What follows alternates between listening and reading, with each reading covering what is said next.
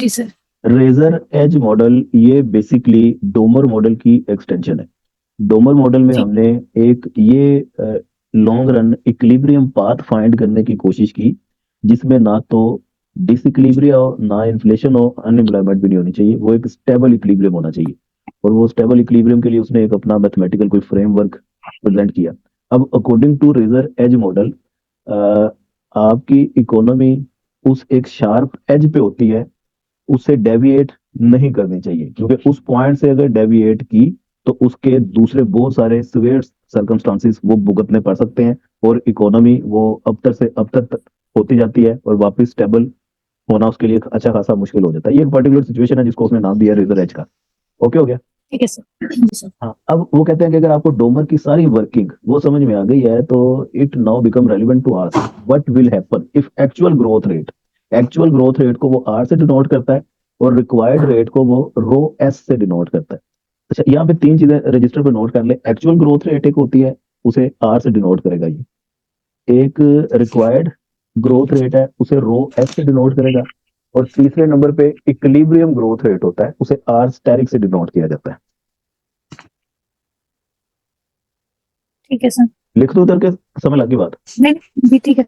हाँ, तो अगर आपका आर वो रिक्वायर्ड ग्रोथ रेट से डिफर हो, तब क्या होगा? तो यहाँ पे उसने फिर एक कॉन्सेप्ट इंट्रोड्यूस करवाया, कोफिशिएंट ऑफ यूटिलाइजेशन। यू से यूटिलाइजेशन को उसने डिनोट किया है। ये एक लिमिट उसने अप्रोच करवाई है टी से लेके इन्फिनिटी तक। तो ये टी बेसिकली टाइम है जो कि अप्रोच कर रहा है इन्फिनिटी को, वाई टी ओवर के टी। यहाँ पे इनमें वैल्यूज आप पुट करेंगे तो इस यू का कुछ ना कुछ आंसर निकलेगा। वो आंसर या तो इक्वल टू वन होगा, या लेस देन वन होगा, या ग्रेटर देन वन होगा। समझे बात? जी सर। अब अगर इसका आंसर इक्वल टू वन आ जाए, तो इसका मतलब है आपकी फुल यूटिलाइजेशन ऑफ कैपेसिटी, जितनी ऑप्टिमम लेवल ऑफ यूटिलाइजेशन जिसे कहते हैं, जितनी आपके मुल्क की एफिशिएंसी है वो फुली यूटिलाइज हो रही है। जी अगर लेस देन वन हो जाए, इसका सर, अगर मतलब, वन ना आए।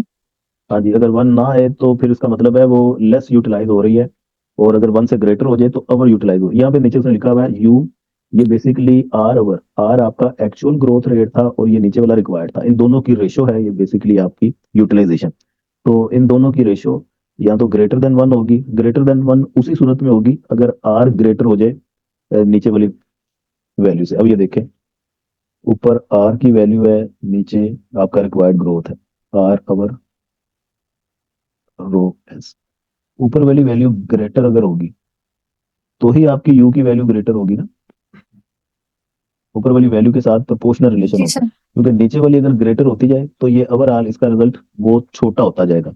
लेकिन ऊपर वाली वैल्यू जी ग्रेटर होती जाए तो इस पूरी वैल्यू का, इस पूरी टर्म का रिजल्ट ग्रेटर होता जाएगा। तो इसका मतलब है यू डायरेक्टली रिलेट कर रहा है आर के साथ। आर जितना ग्रेटर होगा यू उतना ग्रेटर होगा, आर की वैल्यू जितनी कम होगी यू उतना ही छोटा होता जाएगा। समझे बात? जी सर। तो यहाँ पे ये लिखा हुआ है u greater than equal less than उसी सूरत में होगा अगर r greater than equal less than इस टर्म के होगा। इन अदर वर्ड्स, ये बेसिकली डिफरेंस है एक्चुअल और ग्रोथ रेट का।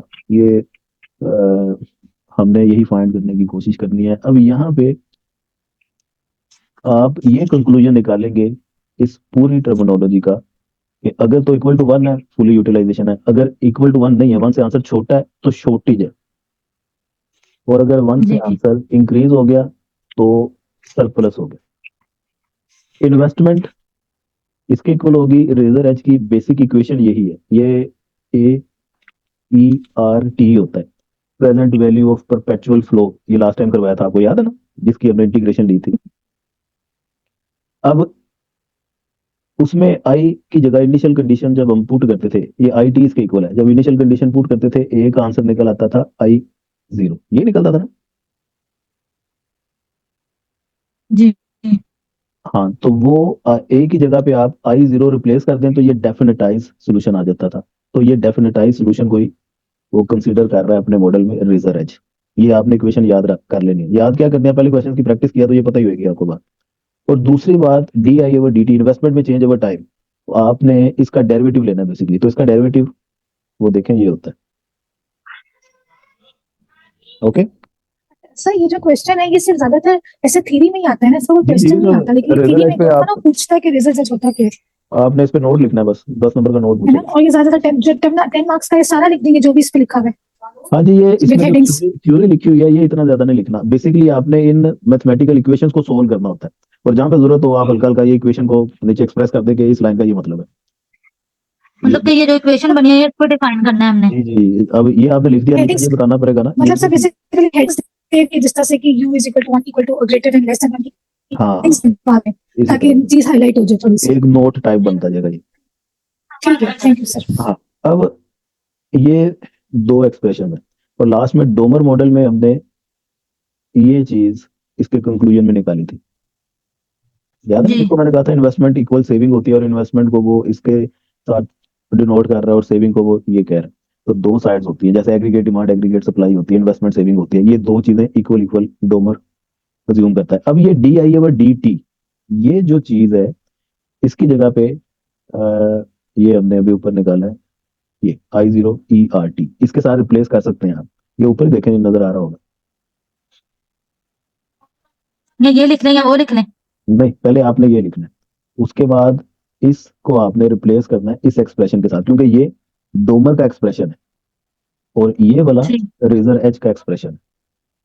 मैंने इसलिए कहा है ये डोमर की एक्सटेंशन है। तो ये पहले डोमर मॉडल वो आपको समझ अगर अच्छे तरीके से आ गया, उसके बाद ही रेजर एज पे चलेंगे, क्योंकि ये आपने काम कर लेना, उसके बाद इसको रिप्लेस करना है इसके साथ। और यहाँ पे आपने डी के ओवर डी टी रो आई टी होता है, एक तो ये चीज याद रखनी है D Y over D T, ये D Y over D T के इक्वल आ गया। और डी के ओवर डी टी वो रो आई टी होता है, आई टी की जगह पे आपने उसका एक्सप्रेशन पुट कर देना ये। तो ये बेसिकली आपका डी के ओवर डी टी आ गया। ओके हो गया। अब d Y over D t d के ओवर डी टी, तो आपने इस एक्सप्रेशन को यूटिलाइज करते हुए एंड पे अपने ये इसको थोड़ा सा एक्सप्रेस कर देना, बस इसको आप कर लीजिएगा, और इसमें बात कोई नहीं है, बेसिक बात ऊपर वाली ही है। और इस एक्सप्रेशन पे आपने आके एंड कर देना, और आगे नीचे थ्योरी में थोड़ा सा बता देना कि अगर आपका ये एक्सप्रेशन एक्सीड कर जाता है इससे, तो उसका क्या मतलब है। तो उसका मतलब है रिक्वायर्ड रेट आपका बहुत ज्यादा है, एक्चुअल ग्रोथ रेट कम है, अदरवाइज एक्चुअल ग्रोथ रेट ज्यादा है, रिक्वायर्ड कम है।